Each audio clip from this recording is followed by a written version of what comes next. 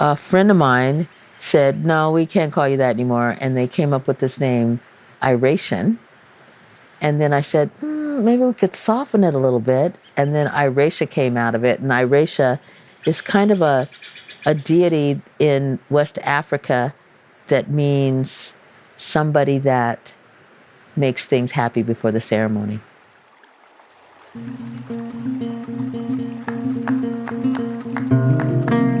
Welcome to the Any Place podcast. I'm your host, Robin Nisbet. In this episode, I visit Irasha Talifero at her home in Ojai, a woman of many names, many lives, and a longtime elder in this valley. She is a holder of circles, a keeper of thresholds, and one who brings joy before the ceremony. This episode is called The Nameless One.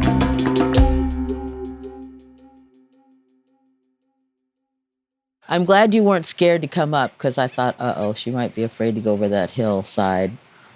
I moved up to the canyon in October for like 4 months, and then the place flooded. And so I moved back to town. But I got to have a canyon experience. Okay. Yeah. Which was good. Then that's cool. Because I was thinking, I hope she's going to be okay. Because some people are like, and they turn around and go the other way. Yeah. No, I like a little off-roading. Me too. Yeah, me too. This clearing and view of the mountains is absolutely incredible. And then, of course, the sound of that water? Yeah. I feel like I'm in fairyland right now. Oh, good. Good. And when the clouds clear on the top of the mountain up there, there's a ridge of an old grove of pines. Like, we don't really have pines too much down here anymore. There's some. Like, there's a few of them that blew down from there. Like, there's a couple of them over in here. And where's another one? Oh, there's one right there.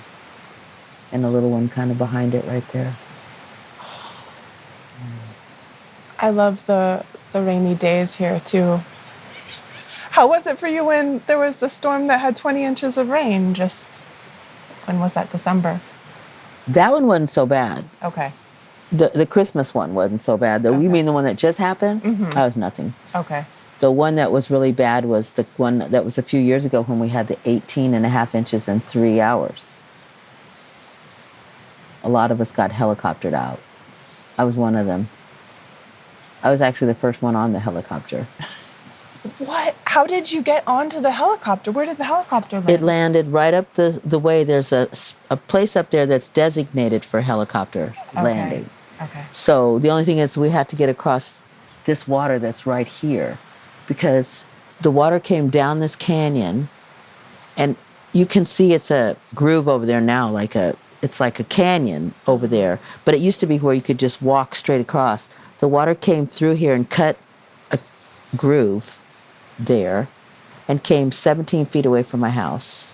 And it rushed down and spilled over into here, took out his whole entire garden, and created 3 water pathways. One went this way, one went this way, and one went that way. Fortunately, everything up here was safe, but the stuff down below, it was a riparian area full of bushes, and it was wild. And then the water just came and just washed it all away. So we had to bulldoze it back and make everything flat because there was places down there, it was 10 feet cracks. That must have been so scary. Yeah, I didn't know if I was going to live through the night. Because what had happened was they told everybody the rain was coming in this one day, but it came the day before or the night before. So my whole family was here and we were playing and everything, and I had the car packed up and I said, I'll leave in the morning. Right. Well, after they left, the rain came early and washed the road out, so we couldn't even get out. So all these people up here were trapped. And so they spent about a week helicoptering people in and out. That's when the road got washed out. That's when the road got washed out. Okay. Because it was 18.5 inches just like immediately, and there was no electricity, so we couldn't contact anybody. So, everybody was wondering what was going on up here, to include my family. Made it through the night, but I remember taking a flashlight. Well, I wanted to get out of the house and go into my car, which was over here, which I felt I would be safer in the car than in the house because the water was so close to the house. rushing. And I took my flashlight and I held it up and I saw this huge boulder jump up out of the water and smack into another boulder, and they were the size of Volkswagen bugs right outside, because my cabin was doing this all night as the stuff rolled past. So then I started to take me and the cats to the car, but it was raining so hard it was painful. I couldn't even get out the door. I mean, it was just dumping. So I just was prayed. I prayed all night. Stay away from the house. Please do not come to the house. Don't take me down the river. And then the daylight started coming, and I was so happy. And then I could hear the helicopters. And then finally, it was enough daylight. I stood right here. The helicopter was circling around my house. None of the others, just mine. But I knew it because of this, because this was not a usual thing. It was gushing. Uh-huh. And then they got lower and lower, and then the guy leans out. I can see his face, and he goes, "Do not try to escape." And I'm like, that's what you're going to say after all of this? Don't try to escape? I couldn't believe it. I just looked at him like, okay, I won't try to escape, okay? And then he said, we're going to land up there and somebody will come down for you. And I'm like, okay, that's kind of more what I wanted to hear. Okay, that's cool. So they landed up there. I don't know if you've ever seen rescue people, but they look like giants. They're like 10 feet tall and 6 feet wide. They're huge. And so I stood on this side of the water because it was rushing by. And these 10 guys come in huge. And so, hi. And they're like, hello, ma'am. We've come to rescue you if you'd like. And I'm like, yeah, I'd like that. And then I'm like, so how long do I have? You got about an hour. Okay. And what can I take? One overnight bag, ma'am. One overnight bag? That's it? And they're like, yes, ma'am. And I'm like, okay. So I come back in the house and I'm trying to figure out, okay, my whole life, what am I going to take? I'm not taking my cats because cats would not survive a helicopter. I don't know if you've ever been close to a helicopter. They're so loud. Yeah. Like animals just can't do it. Yeah. So I had to figure out what I'm going to do with my cats while I'm gone. And these two people they're not going anywhere. This is third generation, Mantilaha Canyon. They're not going anywhere. So I knew they would take care of it. So I'm sitting there trying to figure out what I'm going to put in an overnight bag. And then I think I had a panic attack. I've never had one before, but my heart started going like, jumping out of my chest. So I just sat down and my cat sat on my lap and there was some kombucha. I had a bottle of kombucha. So I was sipping on the kombucha and I'm like, okay, you're going to be okay. It felt like a year went by because the guys told me we'll be back in an hour because they were going down telling people. So they came back, I guess, but by this time I thought that they'd forgot about me and I'm with my bag standing up here and there's kids like, those big, they look like a little tricycle, but they have wheels on them and they're motorized. You can ride across them. They were playing in the water. So they gave me a ride up to the helicopter pad. And so the guy did come back. He said, we were looking for you. And I thought hours had passed. Apparently it hadn't. So there's a long line of people. And I don't know if you've ever seen those movies where the black person is the first one running. I saw the long line of people and I looked at them and I just walked past everybody and I said, everybody, I'm sorry, but I'm going to get on the helicopter first. And they're like, go ahead, Irasha. So I went to the front of the line. I'm like, I'm sorry, I'm out of here. Yes. And so there was a guy with this phone, apparently that you can talk to anybody all over the world. So I said, can I call my kids? Because no one had electricity. And I called Snow and I said, Snow. And he's like, Mom! Because, we didn't know what was going on. Yeah. And I said, I'm getting on the helicopter and I'll be at the high school in an hour. That's what they told me. So sure enough, the helicopter landed. And as the helicopter was landing, my phone was just going bing, bing, bing, bing, bing, bing. Apparently Snow Shadow took a video of the helicopter landing and told all the hundreds of people that were texting him on Facebook, "How's your mom?" There's my mom landing on the helicopter. She's stepping off right now, and I'm taking her to my house. So now I'm totally traumatized by rain. I'm okay with gentle rain, but if it's like a lot of rain, people around here just start panicking, just like. Yeah. I was going to ask what it's like living in the canyon. I mean, I only got 3 months of it, so.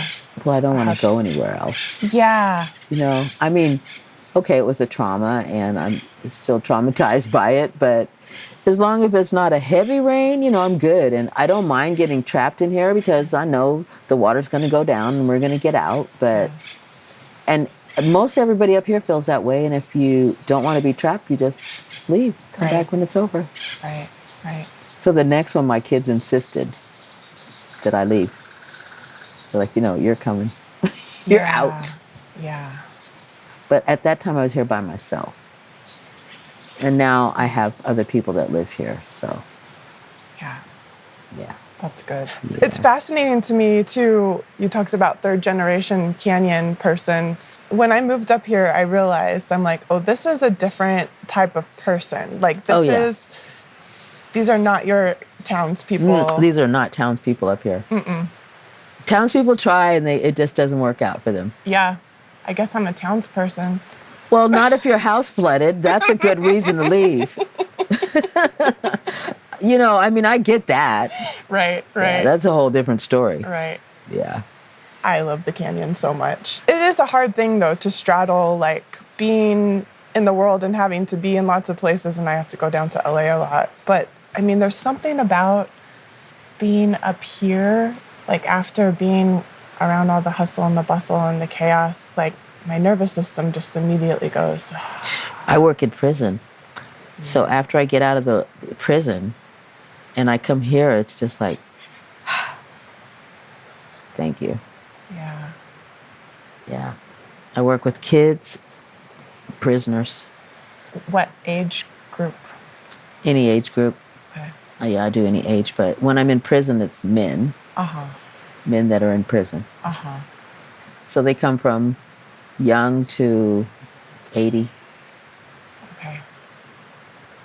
And then, you know, I work with a lot of teenagers. We do rites of passage up at the Ojai Foundation. Mm-hmm. So, and this Friday I'm going to do a council and cacao ceremony with third graders, my grandson's class. Amazing. Oh. I know, isn't that exciting? That's so exciting. Oh. Is he excited? Very. Yeah. I would love to hear more about your work in the prisons, correctional facilities. Will you tell us first about that? Well, I'm a council trainer, so I train people to sit in council. And there's a group of us that go to prisons. There's about 35 state prisons, I think, in California. So I actively go to several of them. And we go in and do a 2-day program with them where we train them to facilitate their own councils. And if you don't know what council is, it's where you sit in a circle and tell stories. And the first thing is that you have to listen from the heart. And what that means is to listen without judgment or trying to fix somebody. Just to listen. Because often you don't really get to be listened to when you're talking.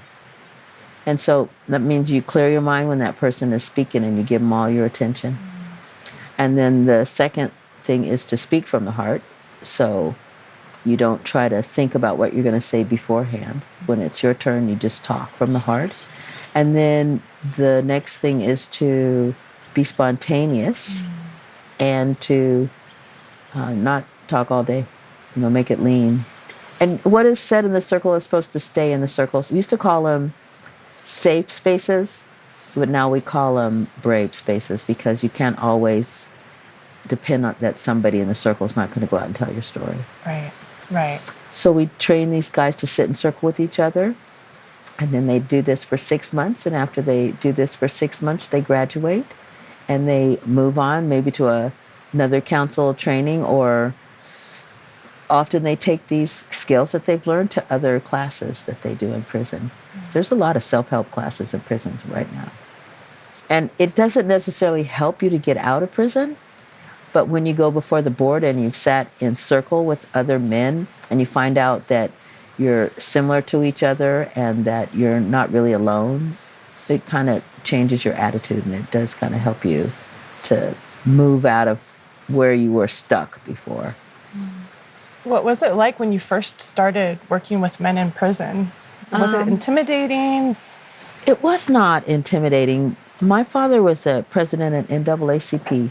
My dad used to go to prisons all the time and talk with the men, so sometime I would get to go with him. And so I got to meet a lot of prisoners.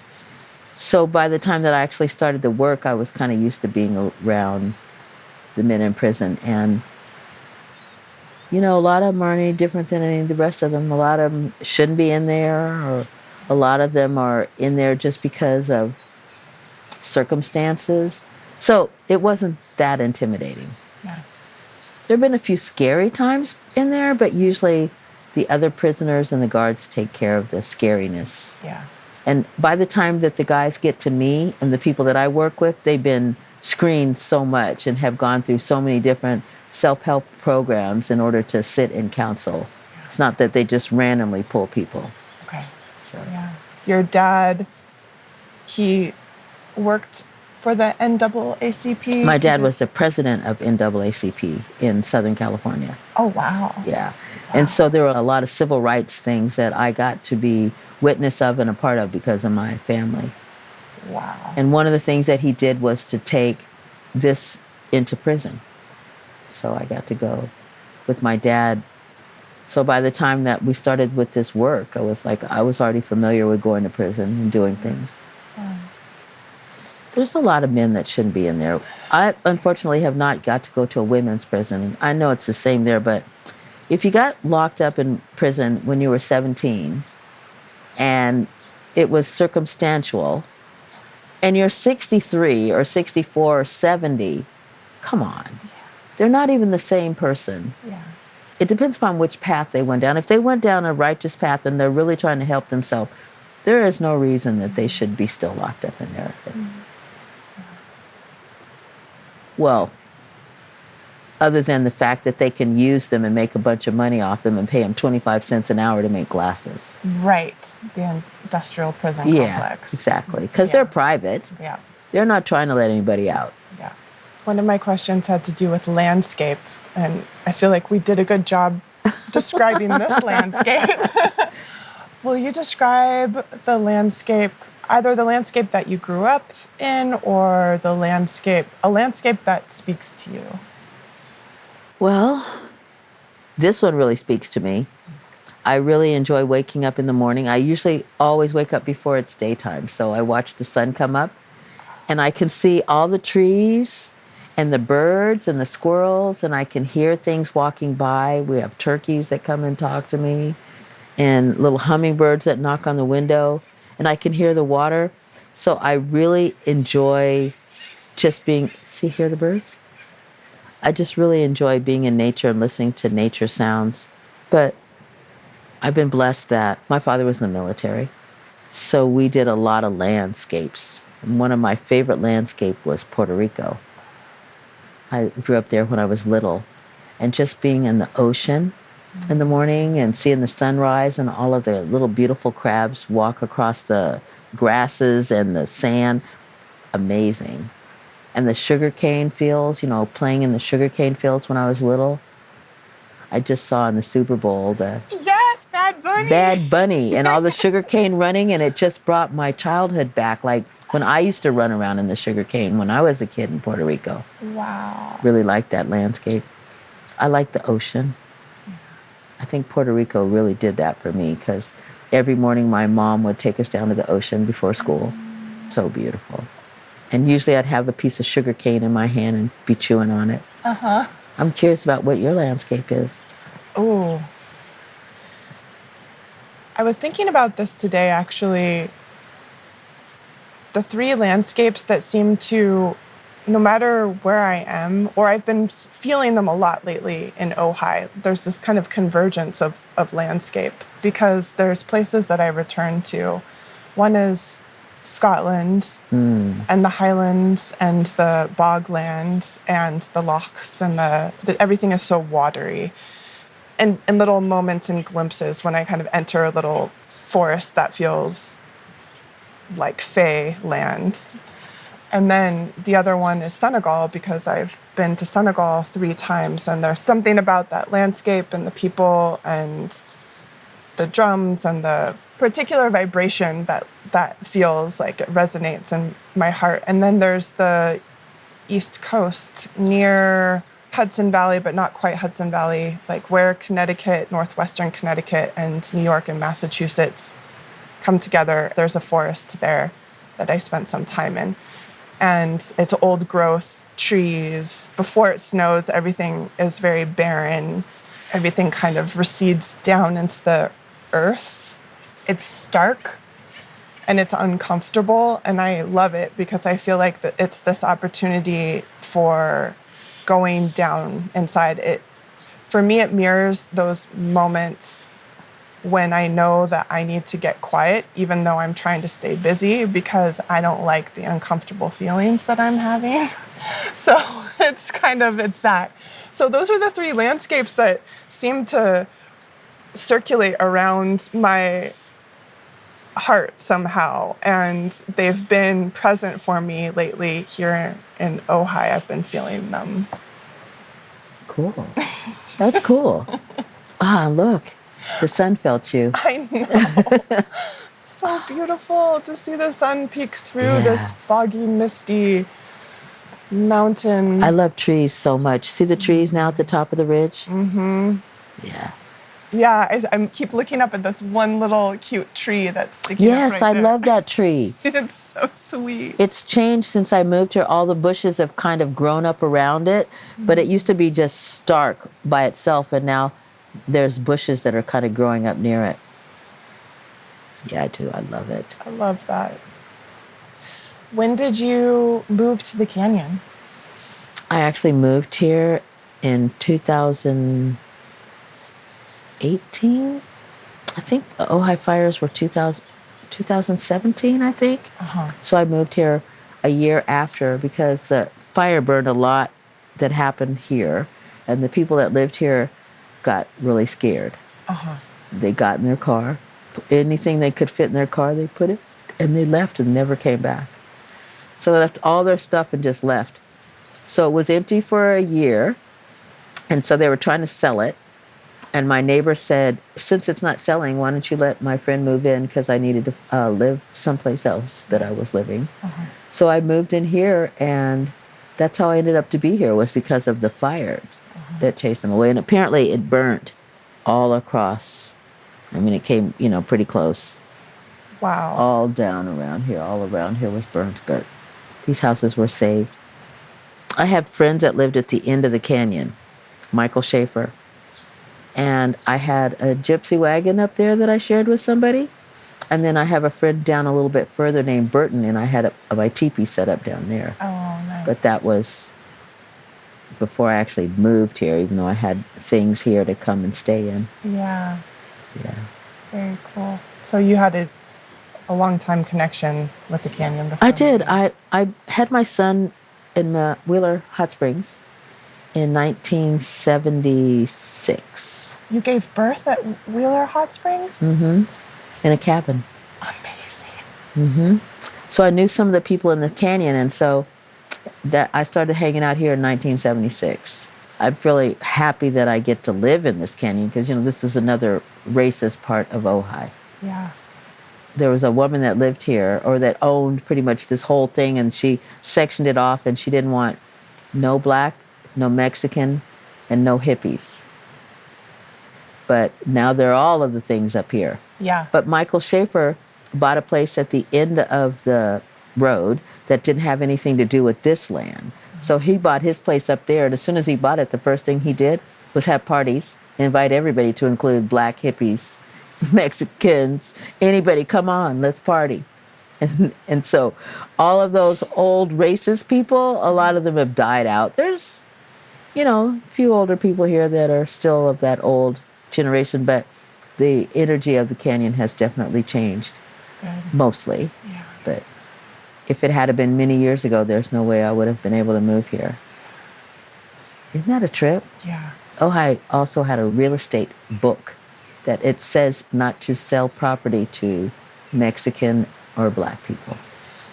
Even though California did start out as a Black place. You know, the indigenous people here look like me. The Chumash, I think, have been here like 10,000 years or something like that. And they found bones in San Diego area of indigenous Black people 80,000 years ago. And they pretty much wiped our history right out of California like we didn't exist. But when the Spanish got here and they took pictures of the people that were in California, they looked like me. They had nappy hair and dark skin. California is actually named after a Black woman. Did you know that? Queen Khalifa, Queen Kali. She's Black. She was a Black woman. California is named after a Black woman. And Los Angeles was founded by 27 people. Of the 27 people that Los Angeles was found, almost 20 of them, I think around 20 of them were Black people. And all those streets down there are named after Black people. It's so important to know our history. And like you said, so much gets washed out, written out. Whitewashed. Yep. So, you know, I tell people all this all the time, and I've actually got fired from jobs because they said, please don't tell that story. And I'm like, I'm going to tell my story.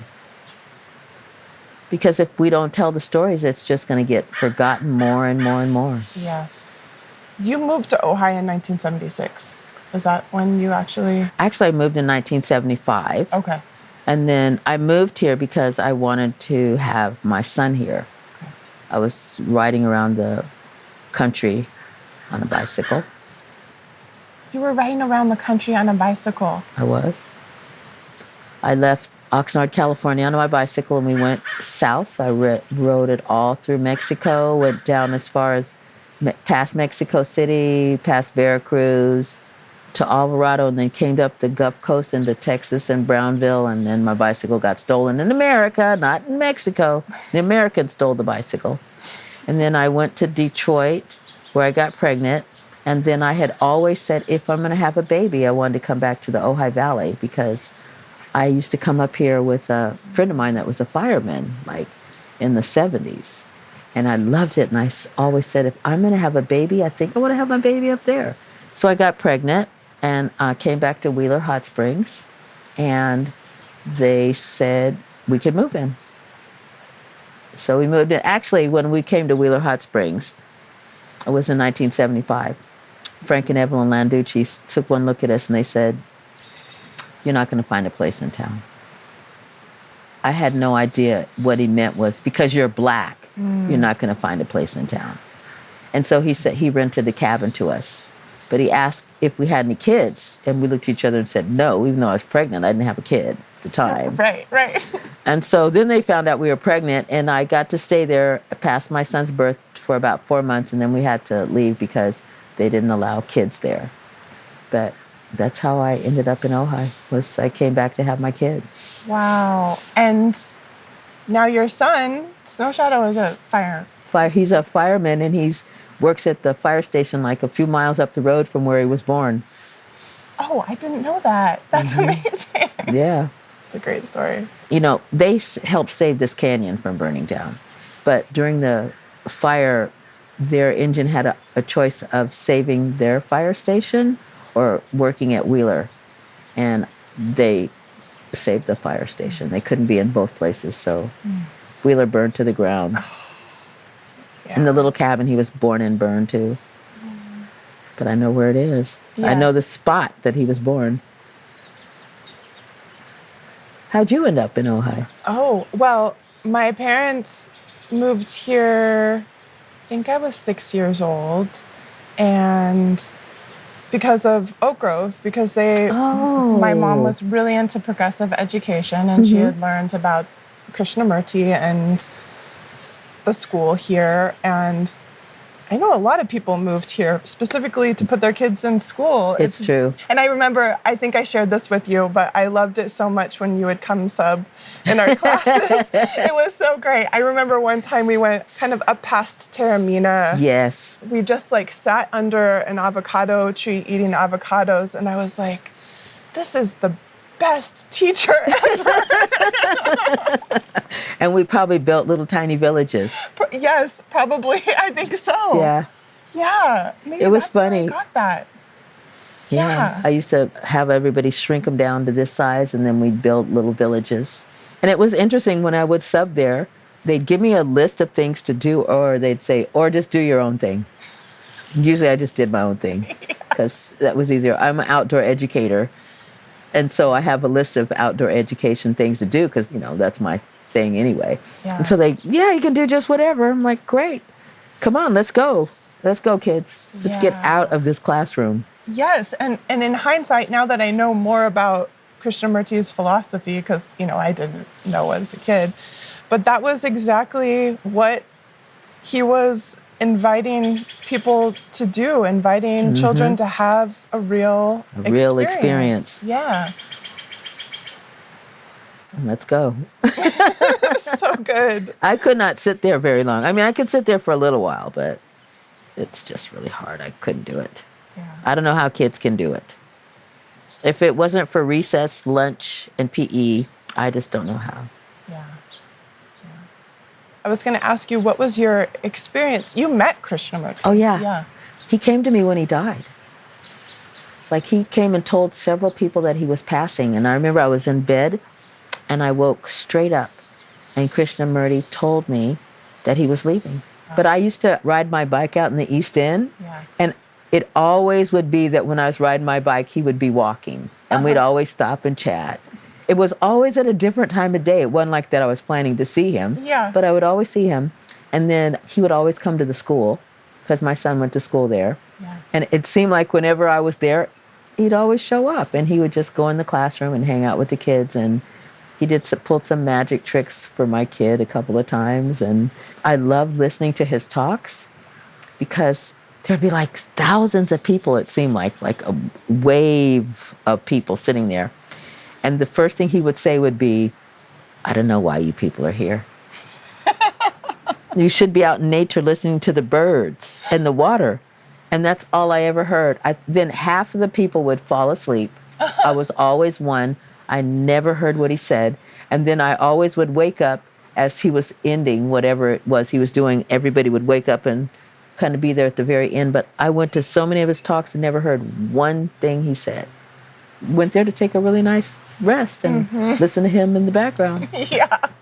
Yeah, you probably weren't one of the people actually needed to hear those things. You were already doing it. I even took my mom and dad one time, and they sat right beside me, and we sat up front, and I still went to sleep. I liked Krishnamurti. I miss that he is not at the school. Yeah, I also want to touch on how important it is to spend time with our elders. There's many different cultures inside the U.S., so I don't like to say in our culture because that's too broad of a sweeping statement, but there's dominant culture where there's not a lot of focus on eldership, and it's really... I agree.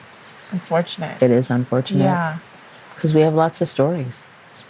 Kids need to hear them. One of the things that I liked, I don't know if it's still happening, I hope it is, but at the Oak Grove, they used to have the youngers and the olders. Remember that you always had a buddy? You always had a buddy. I know, I remember. I don't know if that's still happening. I hope so. But that was really important for my kid. Yeah. Well, and then I had a granddaughter that went there. And now I have a grandson, and I think that's where they're probably going to try to put him. Yeah. I was trying to put my finger on what it is that feels so different. It has to do with money, I think. I think the demographic, for one, is largely wealthy, and there's, even if not everyone, not all the families are wealthy, there's a orientation toward wealth. That's one way that there's lack of diversity besides, the obvious ways. Lack of diversity. Well, the lack of, Yeah, that was a major thing, and that was one of the reasons that Snow left, besides sports. Yeah. And then my granddaughter also left, and that also was one of the reasons. Yeah, just to be around more people that look like her. Yeah. It's really traumatizing. It is traumatizing. And I'm sorry that I put my son through that. I mean, I am and I am not. I'm glad that he got to grow up in this valley, but there was a lot of things that he went through that I didn't even know about. He didn't tell me. Like one of his high school teachers in the classroom said, that's about as likely as a black man becoming president. That was before Obama.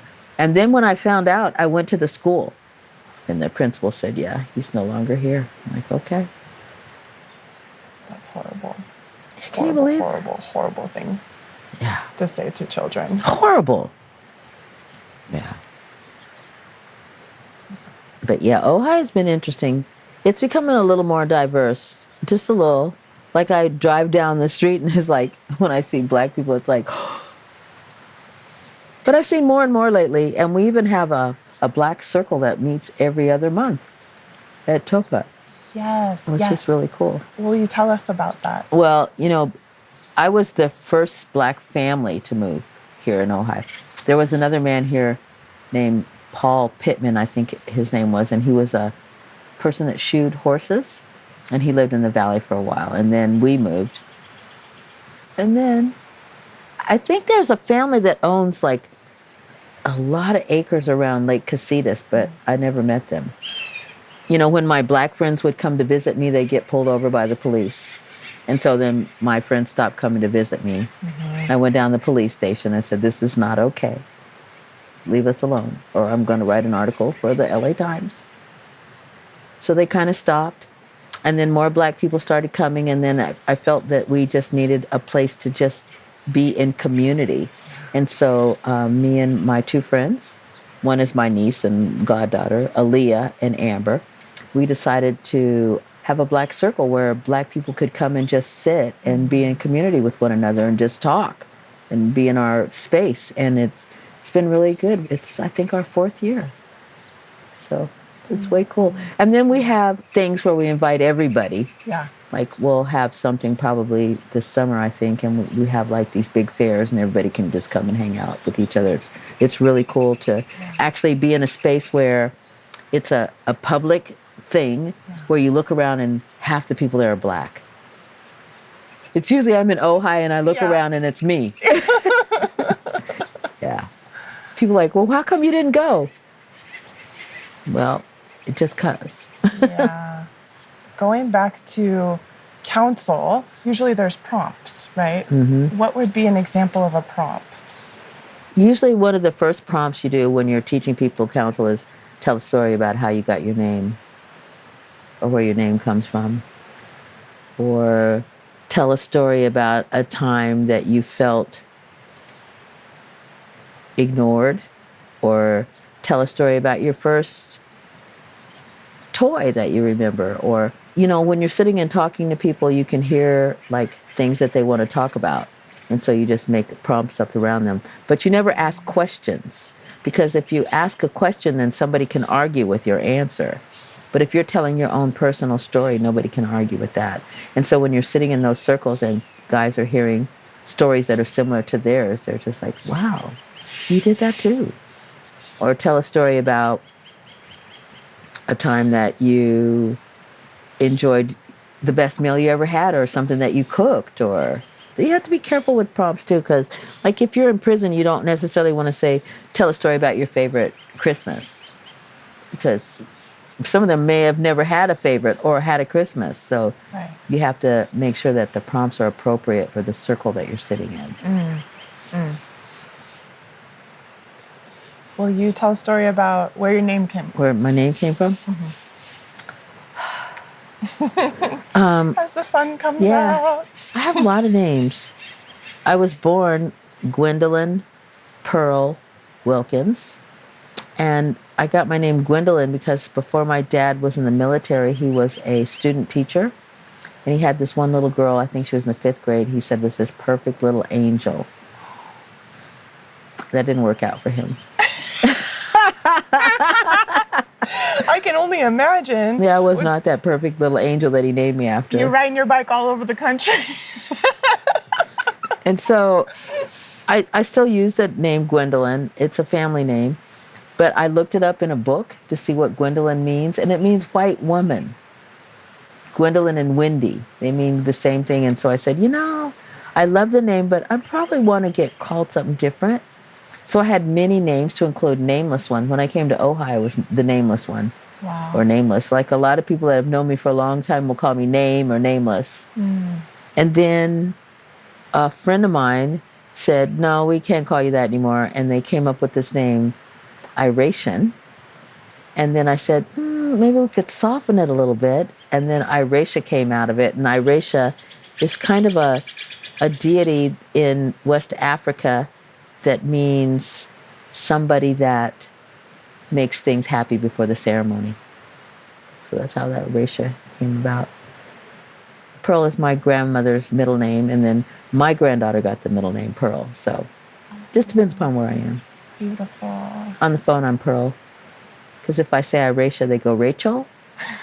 I'm like, no, Pearl. Yeah.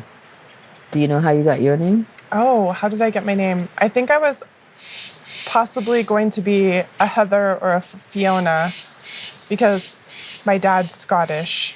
But then his good friend, they were pregnant at the same time, and I think they were going to name their child Heather. So I wasn't the Heather. I love the name Fiona. But I do too. Yeah, it's such a great name. I could see myself being a Fiona. But I love the name Robin. I'm going to say I love the name Robin. Yes, and I love that it's with a Y. And there's birds that will talk to you. Yes. We have a lot of robins around here. Oh, so sweet. Names are important. They really are. My priest talks about that, especially in a lot of different cultures, like people receiving names at certain times. Yeah. Like I got initiated into Ogun. So my name is Ogun Bamila, which means Ogun saved my life. Which is, I think about when I first got introduced to the tradition and everything that was happening, and I was dancing Afro-Brazilian and Afro-Cuban dance, so I was dancing like for Orisha, and how Ogun came into my life at this time, and it was at a very critical time, and he literally saved my life. I'm like, how did the priest that initiated me know this? But of course. I have a picture of Ogun in my house. Wow. We'll have to go in. Yes. That's really cool. Yeah, names really are important. Snow Shadow, name my son Snow Shadow. That was interesting how that came up, is that when we were up at Wheeler Hot Springs, we went outside to think of what a name could be. And I had a cat that was black and white named Pascualena, and she also was pregnant. And she sat her white part in the sun and her black part in the shade.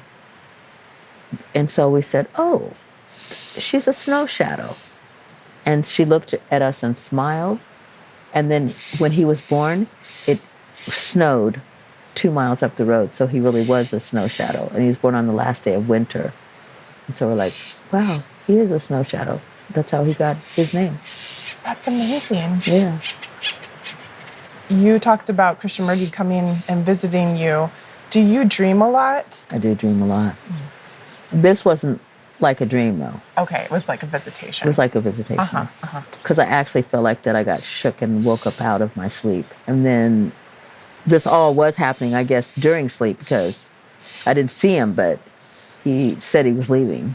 He came and visited me. And apparently he visited several other people, too. I wasn't the only one. And then that's when I found out he had passed, like an hour or so after. Yeah. He was cool. I remember Snow one time was crying, and Krishnamurti walked up and he said, what's the matter? And he said he'd lost this watch, and it was a special watch. Krishnamurti reached into his pocket and pulled out a watch and handed it to him. Looked almost exactly like the one he lost. He manifested some watch out of his pocket and handed it to my kid. That's incredible. Yeah. He was an incredible person. He just vibrated. Yeah. And he'd say, I'm not anything special. I'm just me. And that was what was really cool about him. Yeah. What I have appreciated about Krishnamurti is knowing that he didn't want to take on this role as guru. Right. He wasn't trying to be some kind of deified human. He's like, I'm just He human. liked women. Yeah. Yeah. That's cute. Yes, he did. It's like, I don't want to be a saint. I want to look at you. Yeah, exactly. It's like, I want to be human. Yeah. Thanks. What does good leadership look like? Oh man, what a question. Especially right now. Yeah. I think it looks like somebody that steps back a lot and asks other people to lead with them, or that they're not necessarily being like on top all the time, and they're open to, other people's advice and energy and can listen. I think listening is really good with leadership. A lot of leaders don't listen. They just want to talk or talk at you. So yeah, I'd say good listening and maybe having some heart to go along with it. Not being so dang greedy. What does it look like to you? You just said it. Okay. Listening and heart. Yeah, listening and heart. I think humility is so important. I think that we do need leadership and that different people are cut out for different things. We have different roles. We have different talents, different skill sets. So not everyone can do the same thing. And some people have the disposition to be able to lead and to move things and to move people. But with that comes an immense responsibility. And that responsibility, I think you really named it, the listening and the heart. We don't have a lot of that going on in our government right now. People are hearing, but they're not listening. Yes. Will you talk about the difference? I mean, like when people are talking, you hear what the words are, but you're not really taking it in, what they really said. It's like you're being talked at, that you know that person is just talking at you and they're not listening to anything you have to say. They just only hear their own voice and can't feel what you feel when they're saying it. Yeah, that cloak of denial, like I don't know what makes people do things that they do, but I think denial comes from fear of maybe not belonging to the thing that they feel like is going to protect them or something. I don't know what it is, but yeah, I don't either. I don't get it. Yeah. And some people enjoy seeing other people suffer or hurting people, and that's just so inhumane. So inhumane. Yeah. Who do you belong to? Whoa. Who do I belong to?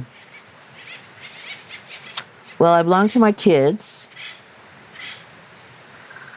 I definitely belong to the earth. The earth family. I think I belong to nature. And I like to think I belong to everything good and nothing bad. That's what I like to think. I know I have bad thoughts. It's horrible when I'm driving sometimes. They seem to come up.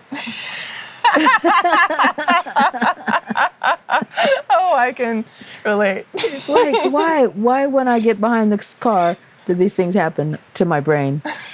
But yeah, I like to think I belong to everything good. Yeah. Who do you belong to? This is a double interview, I love it so much. You're the only, no, that's not true. A couple of people have asked me the questions back, but I love, you have the real council holding presence. Now I'm going to ask you the question. Yeah. Who do I belong to? The other day I had to remember that my purpose here is to serve the earth, and that means serving all of her children as well, which is a hard one. That is hard. Sometimes I don't love them. Yeah. But I belong to the earth and to human beings. And when I say the earth, it's just easy to say all of her children. That goes without saying, the four-leggeds and the plant nation and the everything. And then there's the troubled children, which are us humans, but we're also have incredible gifts. And in this podcast, that's what I'm hoping to highlight. I also want to talk about the hard things because that's a part of it. But I think that there's really good people with really good hearts who are on their path doing the thing that they came here to do. And I want to share those stories. That's good. Yeah. I like that. It's a really good answer. Thank you. Yeah, I like it. What brings you joy? Oh, that's it. So easy. Well, this is bringing me joy. I like sitting, talking to people that have good hearts. I love intelligence, good conversation. I really do. I love being in nature. I love the birds. I love talking to the animals. I love being around my kids. I get a lot of joy when I sit by the water. In fact, we can go down in a minute and sit down there. I love shopping.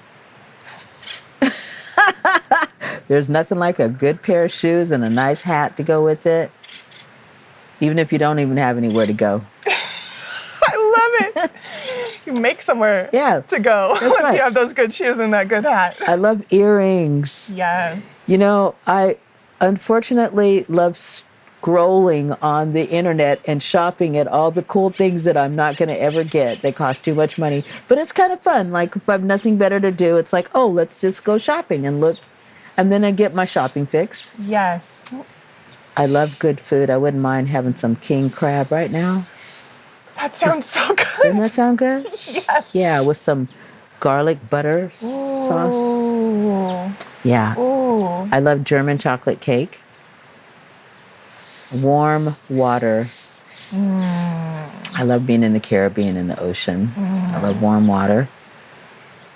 Let's see, what else do I love? I love crocheting and sewing.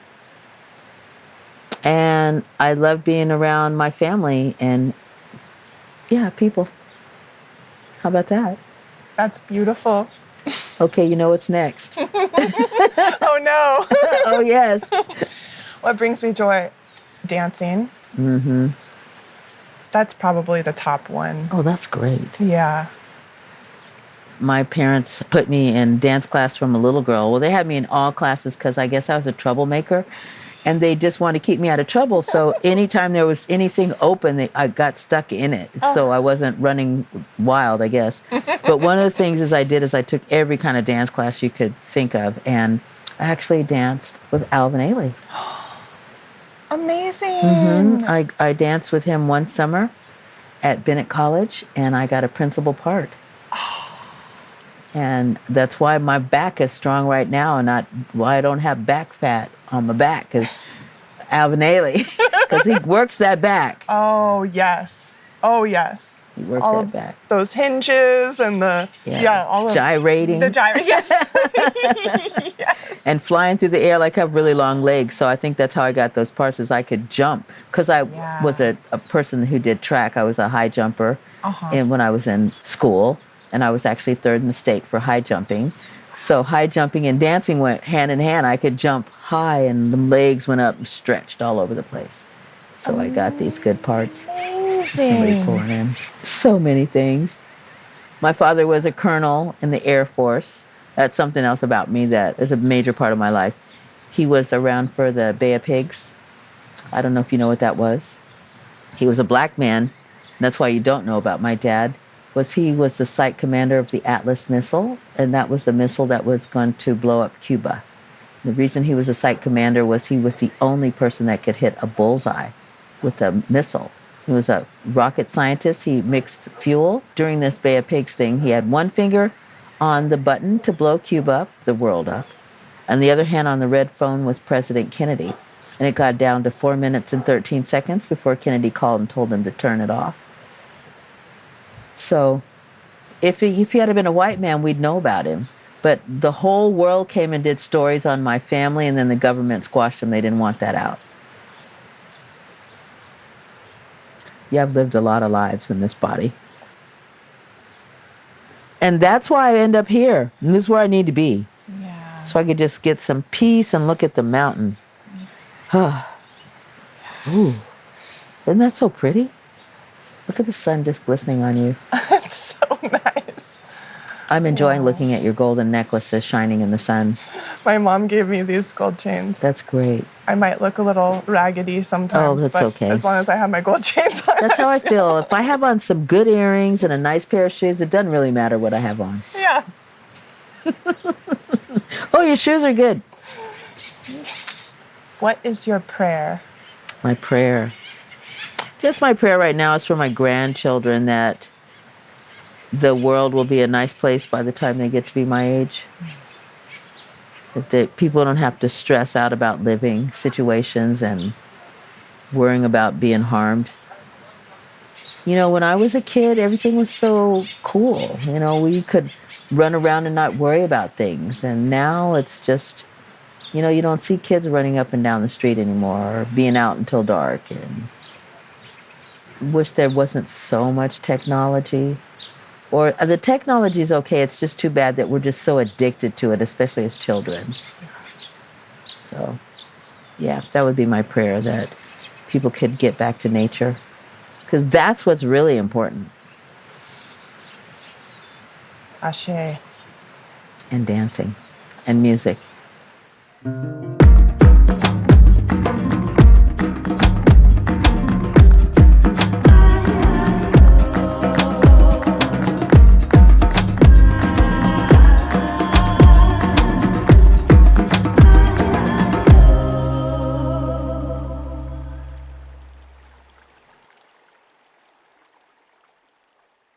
A brief note before we close. This conversation includes reflections on the early peopling of the land we know today as California, including discussions of ancestry, oral traditions, archaeology, and the ways history is remembered and interpreted. These topics are understood differently across communities, and listeners may encounter a range of perspectives when exploring them further. If you're inspired to continue the conversation, I encourage you to do so with curiosity and discernment. History is not only an accumulation of evidence, but also an ongoing process of interpretation. New discoveries continue to reshape our understanding of the past, while many stories have been preserved outside of academic institutions and written archives. My intention isn't to tell you what to conclude, but to create space for thoughtful engagement with perspectives that invite us to ask deeper questions. This episode was recorded on the traditional homelands of the Chumash people.